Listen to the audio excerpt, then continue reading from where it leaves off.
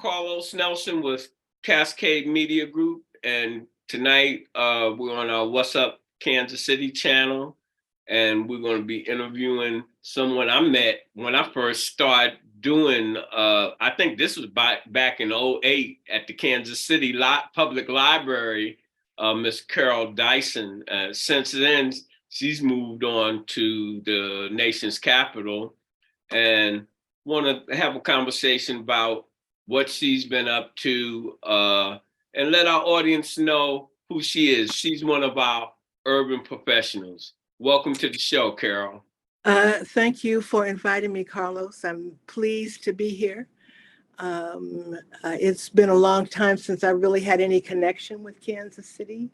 So in thinking about this, there was a lot to process about childhood, about growing up, about work, about things I miss, about things I've learned.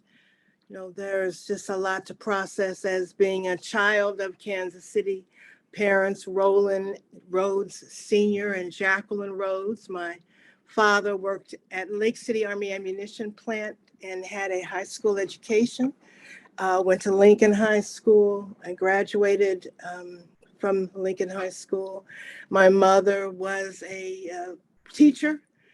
She taught at Sumner High School at first in Kansas City, Kansas, and then moved to Kansas City, Missouri, where she taught physical education, history, and other courses, ending up with family living. There are probably people in their 70s that went to Central that can remember my mother, Jacqueline Rhodes, who was a wonderful lady. I don't want to go into a whole lot of boring information. I went to elementary school here in Catholic school. I went to Bishop Hogan High School, graduated, was always involved in the arts. My first love was theater. My mother took me to the Central High School where I saw Wilbur Goodsill. I'm taking y'all back, right? Really taking you back when he had the Black contemporary players. And I saw the Douglas Turner Award play Day of Absence. Oh my God, the light went off. I loved the acting, the story, and that Black people were on stage, the representation. And so I started off in theater, doing theater things, speech meets, things of that nature. And, you know, kind of thought I was going to be the next Dorothy Dandridge, but my talent wasn't there. I'm the cutoff king, Carol. You said something that was very interesting and grabbed me. You said how exhilarating and seeing those Black people on stage. See, now in 2023, that's common per se, but when I was coming up in the 60s, that was not common per se. Right. The representation was not and there. Especially in the high schools. And another thing I want to drop on my audience is where you went to school at Lincoln Academy. I don't know whether it was. No, my father went to school at Lincoln High School. All right. It was an academy at that time. It was not an academy at that time. And he was, but that's where he graduated from. I want to let my audience know a little bit. And then what struck me was your mother's teaching at Sumner. And yes. for our guests, that's in the 50s, some of the late premier Black high schools now is really integrated, but where our intelligentsia, that's what I like to call. My grandson just graduated this year from Lincoln Prep. Okay. And being accelerated. Let's go on back on how you fell in love with the arts, the theater and the arts. Okay, well, but I want to interject one thing. Lincoln High School was also a space, the artist Aaron Douglas, who came out of Kansas. He's considered the father of African-American art, taught at Lincoln High School as well, before he decided to move to New York and become a part of the Harlem Renaissance. So Lincoln High School has a very prestigious lineage in terms of people of color from Missouri, from that area. And just grateful that at one part, that, my father and my mother, as I say, in terms of the education, had a very strong education from in Missouri.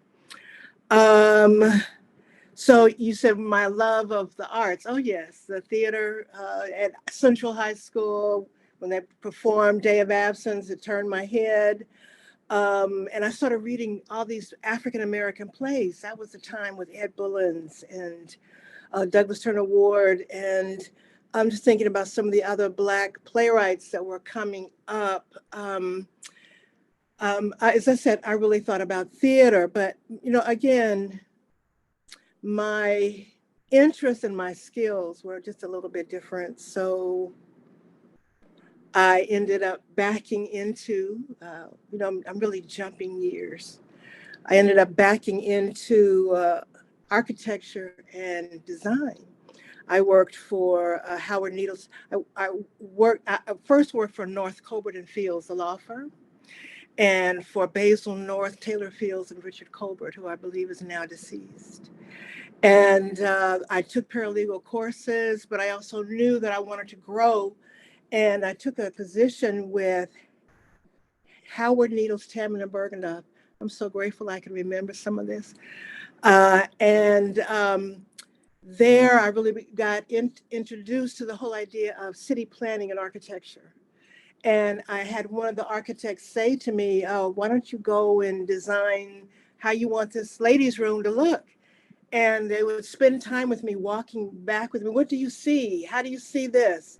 And I wasn't thinking about all that, but it was really an introduction to understanding a design, architecture and design. So I started taking some coursework in architecture and design. But again, the hand skill, the skill and the interest were not quite the same. And after a conversation with a professor at the Kansas City Art Institute, I was encouraged, his name was Victor Papanek. I was encouraged to come to the Art Institute because design was larger than just designing a building. Design was graphic design. Design was also environmental and industrial design. And perhaps I could find my way through that, which I didn't. But I did marry an artist, Emmanuel Cooper Jr. And with our mutual interest in art, we ended up opening up Euphrates Gallery in Kansas City, Missouri, where he did the exhibition design, and he was fabulous. Graphic designer, artist, and we had Euphrates Gallery for about 3-4 years, I can't remember, maybe 5 years. And at that time, I decided there was more to do, and got accepted at Howard University to study art history because I really wasn't interested in the Eurocentric perspective of art history. I did great in art history when I was at the Kansas City Art Institute. That's where I backed into. I did really good, but I also had a cousin, Asa Hilliard, who many know as an African historian, an Egyptian historian, who gave me all this history about Egypt and Africans and their contributions to world civilization. And, and I looked at, okay, I understand the Greek temple, but I also understand that Greek temple came from the African design, the African columns, the first post and lintel system. I understand, but so I'm not really trying to get angry in school. I'm trying to get an education. So I came to Howard. I didn't have enough money to stay, came back to Kansas City for a little while, and then jetted back to DC, where I did eventually finish a degree in art history at Howard University, brought my kids up later to Washington, and I have worked in museums and galleries and such in DC ever since. I was very happy to work for David C. Driscoll, who was a preeminent African American art historian at that time. and also worked for Dr. Jeff Donaldson, the founder of AfriCobra out of Chicago, and he was the dean at the Howard University. So there's been a lot of influences, mentors, to Dr. Chutobia Benjamin, who was an succeeded Jeff Donaldson as the dean of the Department of Art at Howard University. So there have been, Dr. Benjamin saw to it that I got an internship in art conservation, which has been an incredible experience. And I use from time to time in terms of cleaning up artwork. I know what to do. I know how to keep work cool and hot, all those kinds of things. And I've done, gallery directors, I've done gallery education. And then I backed into art curatorial because, and that's really where I have become planted because it's been, a journey. And I was offered a position for a local restaurant. Its name is Busboys and Poets. It is it's not just a restaurant, it's a movement. The founder of it, Andy Shalal, is from Iraq, and his father was a diplomat and had so much oppression when he left and when he came here. So in any business, his focus is on justice, social justice. So he said to me, I know you like beauty, but you got to put artwork up here that has commentary. So over the last almost 10 years, it'll be 10 years in August, I have done exhibitions that focus on, we did what was the 61st piece of the Migration series by Jacob Lawrence. That is, he did 60 pieces that are it's in New York and also the Phillips collection here about the migration from Black people to the North, from the South to the North. We did an exhibition with a local museum on implicit bias. And Cut off King again. I like what you just said, implicit bias. Can you talk a little bit about that? I will give you an example of my exhibition. One of the spaces, the Busboys and Poets is not just a restaurant or two. We now have 9 locations and spread out all over the area, Maryland, DC, and Virginia. And one of our more conservative spaces is in Shirlington, Virginia. There's, a lot of military and such in Virginia. And I put one of the artists, Nehemiah Dixon's, I'm getting there, Dixon's, what do you call those, hoodies, as it was an art object. And I got some flack about it. And my statement, responded to it, and I said, this is just a hoodie. It says nothing about the wearer. There are professionals that wear it. There are, young white professionals that wear it. There are athletes that wear it. This is what you see in it is what you bring to it. And that is this whole notion and understanding of what implicit bias is.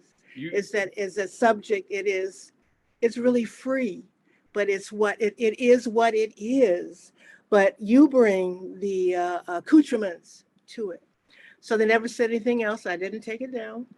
And so I had one picture that I absolutely loved. It was by Emmanuel Palacio. And he had an older woman breastfeeding a white baby with a Confederate flag. And I'm just trying to figure out what else was on there. Oh, I guess We the People.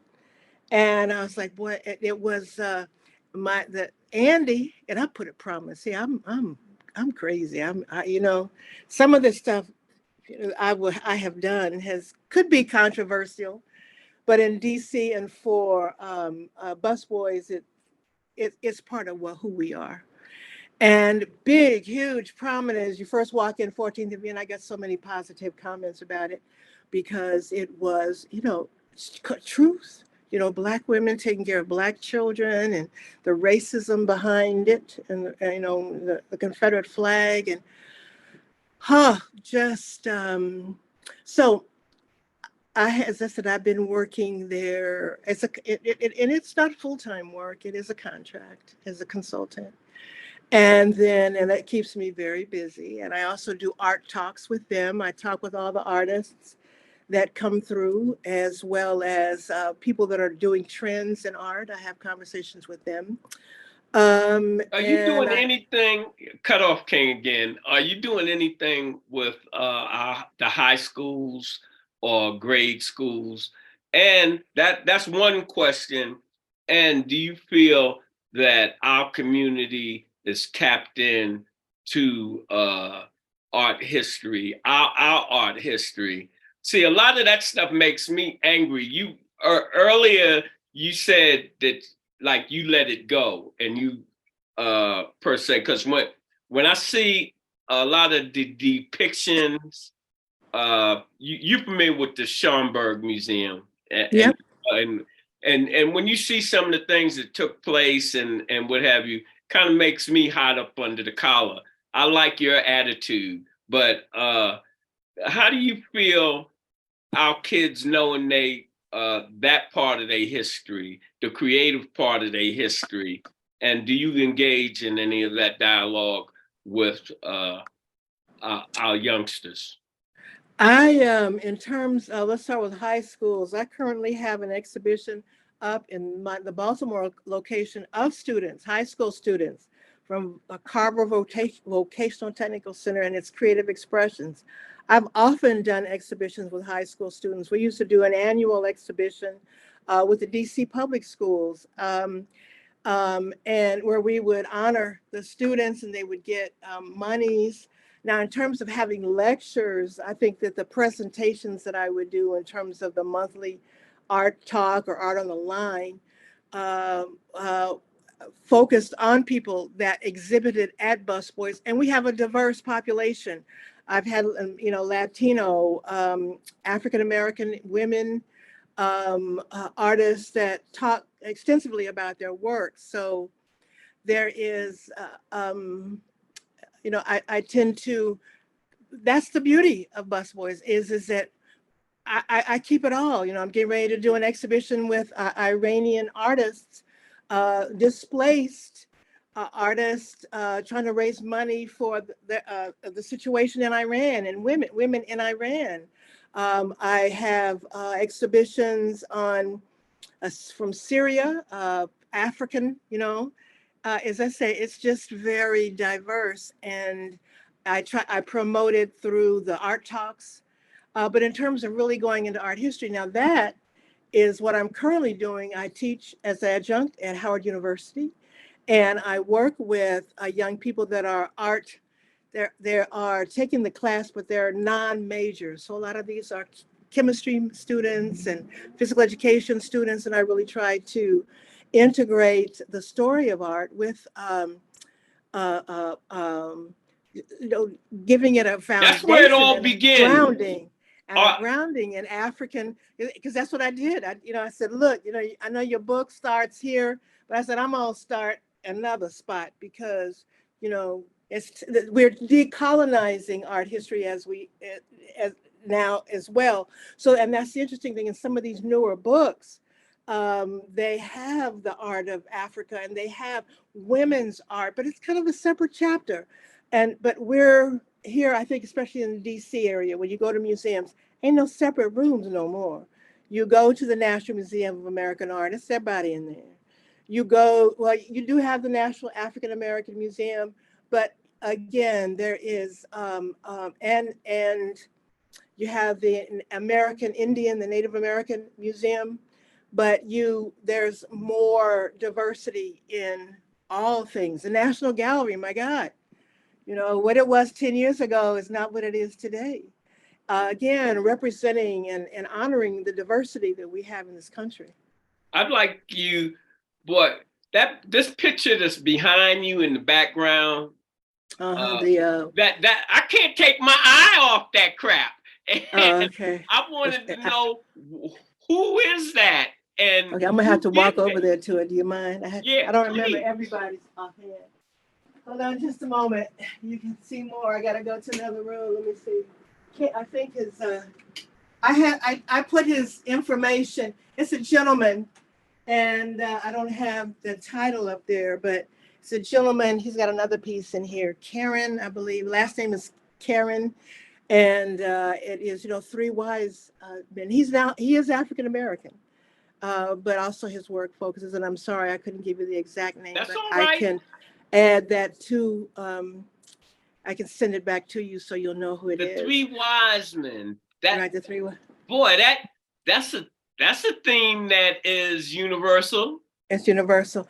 I don't know if you also can see behind me, but there's a sister by the name of Joyce Lomax out of Atlanta, and she does all these kind of ceramic pieces. Yeah, I was looking at the whole background with the ceramics and what have you. Talk a little bit about her if you have some information on her. Let me first talk about, we're talking from one of my other contracts, curatorial consultant for the Anacostia Art Gallery and Boutique that's owned by Juanita C. Britton. They call her BusyBee because that's what she is. She also owns another gallery called Sweetwater, which is down in the DC Wharf.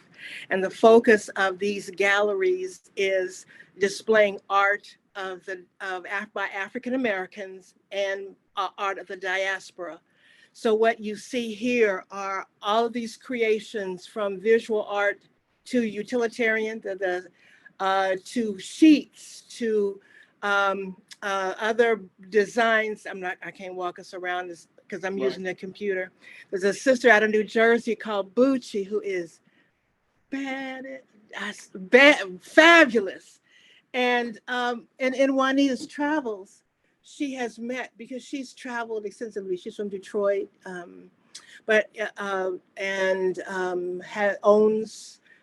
has been very successful as an entrepreneur and travels extensively. She does tours to Ghana, to Cuba, to Egypt. She does all of these Anacostia Art Gallery and Boutique. And she has more art down in the lower level, and as I said, books. So it is a fabulous place. And I figured that, as you mentioned, I needed to have an interesting background. I said, okay, well, I used to teach classes from here, and the students were always wowed by the background. I like the coffee cups in the back. Absolutely. It looks like it's a coffee cup. And they have coffee cups and mugs and platters. With, do you see right in the back of you, it had the black and white, well, it's beige and white, and it looks like Black people are. Oh, yeah. Yes, that's, again, Joyce Lomax. She's out of Atlanta, and she's wonderful as well. Again, Juanita has an annual Shop Till You Drop in DC at Shiloh Baptist Church. And some of these people have been with Juanita because Juanita's done this 20 plus years. And some of these people come up here, they come from New York, they come from Atlanta, they come from Philadelphia. And these are some of the most fabulous artists and artisans that are assembled for, several weekends during the holidays. And so I also organize her exhibitions. I curate, I bring together artists to be exhibited here. What's the next big thing coming up in your life? Actually,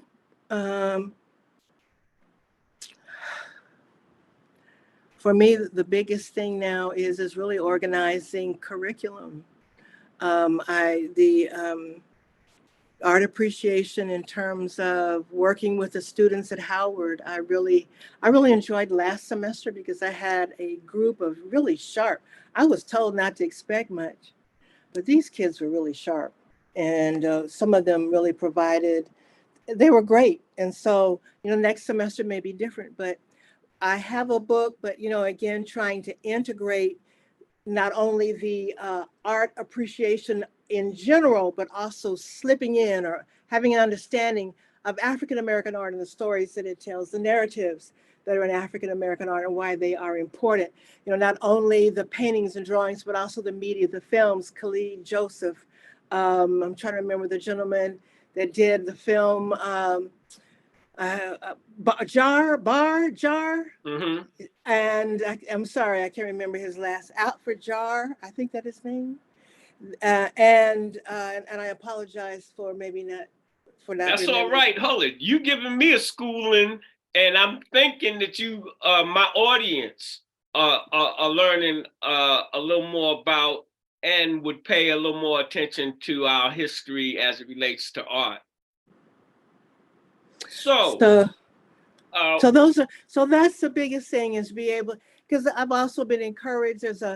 I've been asked to uh, oversee the development of some projects at Howard that I really would like to see happen.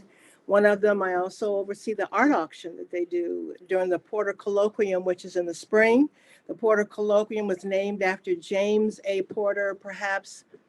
He was one of the first major African American art historians, and he was at Howard University, and wrote a book, the major first book on African American art history. And so they named this colloquium where they bring together African American art historians from all over the country, but recently with finances more from the East Coast, to talk about African American art and its expansion and dimensions and liquidity, you know, all those things.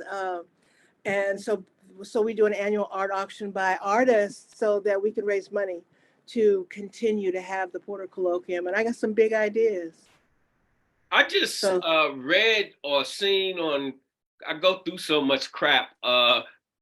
One Black artist, his painting was one of the sold for the most money any other Black artist. I forgot, it was 21 million or something. There's a couple that sound like Basquiat, if that's recent. Yeah, it was just recent. Yeah, this was just like last week or sometime. Yeah. I'm flipping and I'm looking, they saying this Black guy, I'm like, damn, they spending that type of cake.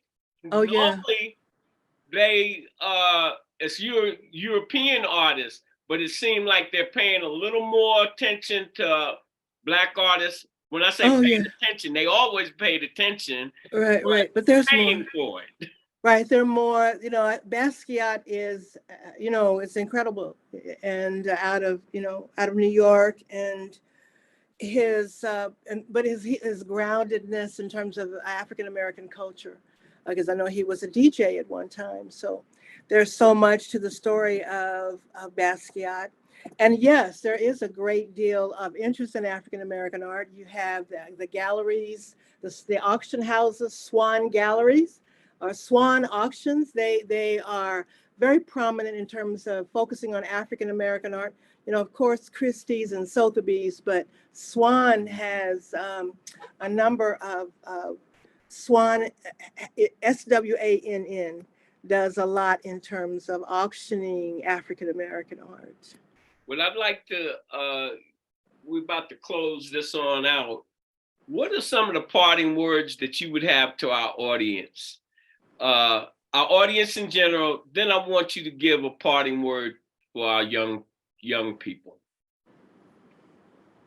as it relates to art and history. This is when I said, you know, things off the top of my head are a little difficult. To the audience, first of all, I'm grateful. Be grateful. This is to everybody. Is the importance, you know, sometimes, the road is not easy. You know, if you have a passion and a love, keep it, stay on it. But also be grateful for the highs and the lows, because they bring you to a place of self-acceptance, and also hopefully to a place of giving back. Because I think that all of us are put on this earth to make it better. You know, I have things I need to forgive, and things and people need to forgive me, but I'm grateful that I've had the opportunities. I'm grateful for the foundation that my parents gave me. I'm grateful for the communities. And yes, even though I may have been run out of situations or it's put me in the place where I'm supposed to be right now, I love and it. to always maintain that positivity, because, that's the only way to survive. I don't intend to go crazy. I don't intend to. So I just continue to try to open up. Okay, what is the lesson and the blessing here? So that is the first thing. And for the young people, I think the thing is just open your eyes to see what all is around you and recognize you can do it all. I remember, again, coming from Kansas City, and I'd come to DC, and I was working with Professor Donaldson on a major project with the internationals about politics and art and what have you. And, there was a gentleman who worked for NASA. He was a PhD scientist and a JD lawyer, and he was African American. I was like, dang, I don't know that many Black folk like that, and where I come from. So, but it's just, there is the opportunities, open the eyes. It's, music is great. There are just so many opportunities. And don't worry about if you back into them. Everything I backed into, I thought I was going to be an actress. It didn't happen. I thought I was going to go into architecture and design, city planning. It didn't happen. And I thought I was going to, run a gallery. Well, I've been in that, but it backs you into, there's a journey. The journey is quite something, and just accept and keep it moving. You know what I want to say? One of my, I guess I want to say my best friend, James Watts. Watts told me a couple of months ago, he said, Carlos, you're an ungrateful bastard.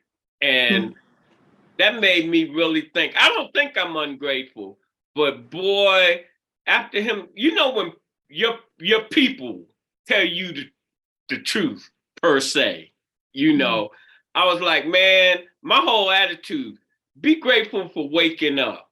Be grateful for the things that are in your life. And you call backing in. It's just like when I first met you, per se, I was just starting this company in 08 or what have you at the library, asked you to get involved. And you never know what is in store for you, the opportunities, but you have to be ready to open the door. You have to knock on the door. Right, that's right. Yeah, and be assertive. Because that's the other thing is, and even though sometimes you would be assertive, you get knocked back, don't keep from not being assertive. Maybe figure out another way, figure out what you need to say that's assertive, that says that you want to do something, but maybe doesn't affect or cause a person. I'm going to bring Watts back into it. I'm going to steal his closing. He does a lot of these shows with me. He always closes. It was a plum pleasing pleasure having you on the show. I'd be like, Watts, cut it out. Because he's all nice to everybody. I'm like, well, I'm going to tell you what I usually close out my shows with, just to share with you. And I ask if there was anybody in history that you could have dinner with, invite to your studio, etc., who would it be and why? Living or dead, who would it be and why? So I'm going to say for me, it would be two people, Aaron Douglas, because of his groundedness in the Midwest and what he did for African American history and culture. And then I think right now, some of the women that are involved in African American art, and why is it I can't remember a name? Because I also I'd love to speak with Elvis Gibson, see how he's doing, because I know his health is. I was with Gibson last week, and if you go to What's Up Kansas City and put History Channel, put Elvis's name and you'll see some things. Okay. All right. In closing, as we always close out, when you invest in your community, you're really just investing in yourself. Good night. The program is brought to you by the Kansas City Business Association.